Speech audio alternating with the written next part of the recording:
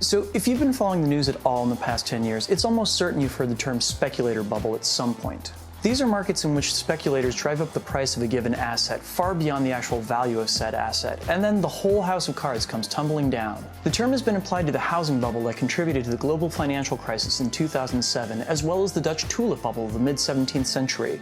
But did you know there was another massive bubble in the 1990s that almost destroyed an entire industry? No, I'm not talking about the dot-com bubble, although that is a good example. I'm talking about the comic book bubble.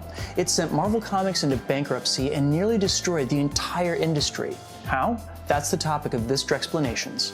Superhero movies are big business right now. It seems like every big budget blockbuster is based upon a comic book. So it's hard to imagine that an industry like this could have been at the brink of extinction just 20 years ago. So how in the world could the publishers of Superman, Batman, Spider-Man, and the Avengers struggle to make ends meet?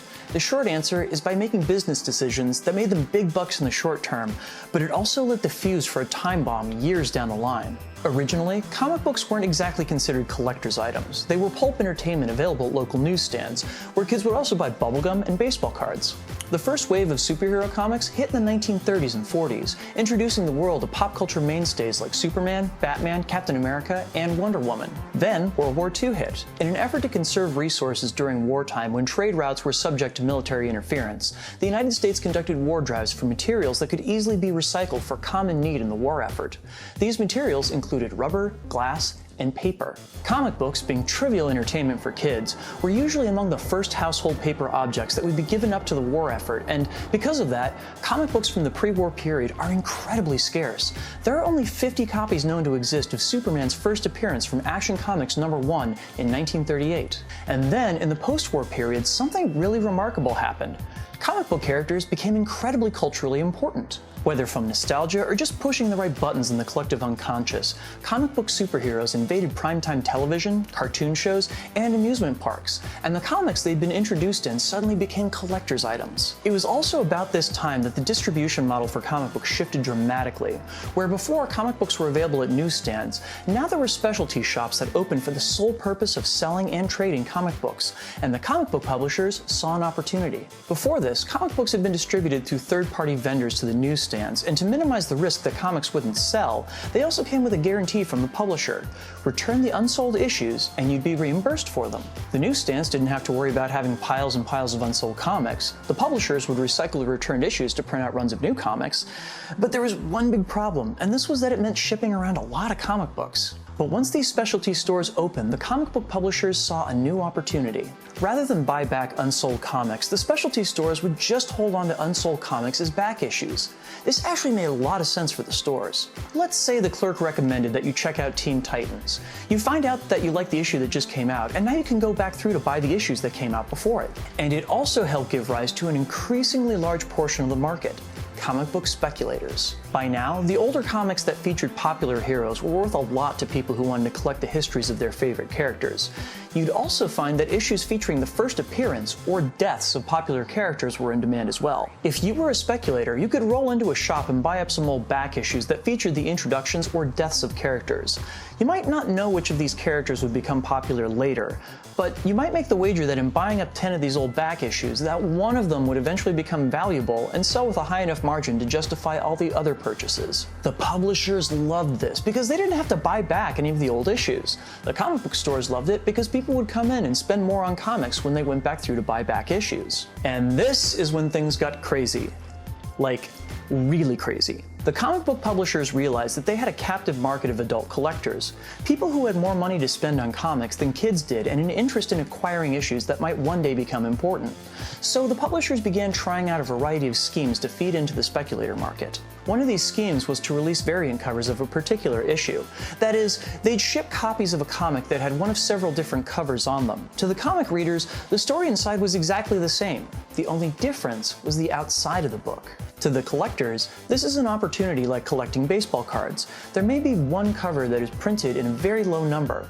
You'll want to grab as many copies of that cover as you can because it's likely to be more valuable than the others one day. Another was the relaunching of popular comic books with new #1 issues. Everybody knew that Action Comics #1 and Captain America #1 were incredibly important issues.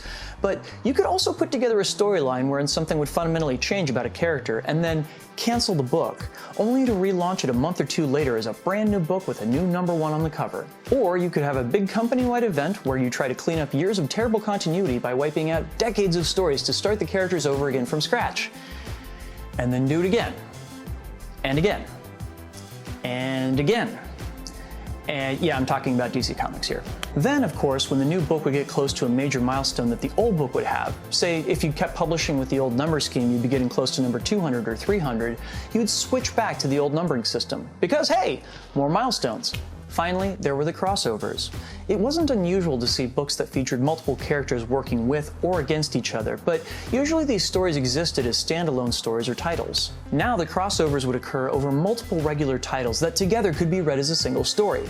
So if I was a fan of X-Men and I wanted to read the whole Fatal Attraction storyline from the mid-90s, I would have to purchase not only every issue of X-Men, but also every issue of X-Factor, X-Force, Excalibur, and all of the other books that storyline would run through.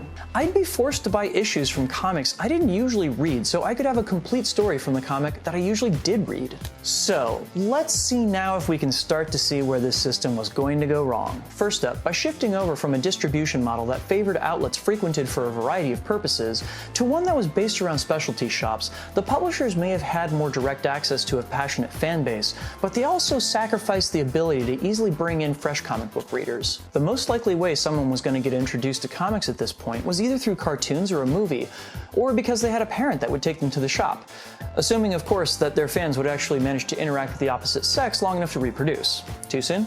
Second, price is only partially driven by demand. The other part of the equation is supply. So the smart money would be to print low runs of many comics to ensure that they had a greater resale value, right? And yet, that's not what they did at all. X-Men #1 from 1992 shipped over 7 million copies. 7 million! By comparison, the most popular comics today sell a little over 300,000 copies. The 90s publishers flooded the market, knowing that fans and speculators would buy up 6 different copies of the same issue if it came out with 6 different variant covers. Launching a #1 issue? Even better! So you've got a market where the number of people buying the product is more or less stagnant, and you're flooding it with product. There's really only one direction for this to go, and that's down. This is actually a great question you should ask yourself anytime you make a speculative investment. Who is going to buy this thing from me for more than I paid for it? And why? Let's say you're a commodities trader and you've bought up all the raw cacao coming out of Africa for the next 2 years.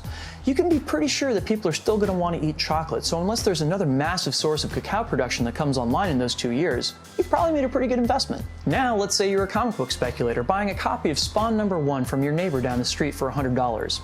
Who's going to buy that issue from you down the line? If the only person you can engage in those transactions with is that same neighbor, you might have made a bad call. So after a few years of this, the comic industry collapsed, and I mean collapsed. Marvel Comics, the publisher of Spider-Man, Captain America, and the X-Men, entered Chapter 11 bankruptcy. The publisher was only saved when it was bought by Toy Biz. 2/3 of the specialty comic book shops that existed at the time closed, and many independent comic book publishers such as Valiant, Malibu, and Eclipse were either sold or shut down in the resulting crash. In a lot of ways, the comic book industry never fully recovered. Though the comic book market expanded to publish collections of stories in trade paperback form at bookstores, comics are still primarily distributed through those specialty shops, and even those are now in jeopardy due to the proliferation of digital comic books. The market for trading physical copies of comics may be in its final days. Yet, somehow in the meantime, comic books have never been more relevant. Those pulp heroes who were once considered so disposable that their adventures were sacrificed to the war effort are now featured in half of the top 10 highest-grossing movies of all time. Basic comic book literacy is considered integral to current pop culture. Even obscure comic book titles have gotten their own movies, TV shows, and cartoons. The lesson? Value can be found in a variety of ways. Make smart investments in that value, and the result is amazing. Make poor choices, and even valuable properties will fail to produce a return. Thanks for watching. If you've got a question about science, math, economics, or history that you'd like answered, let me know down in the comments. And also let me know, which comic is your favorite?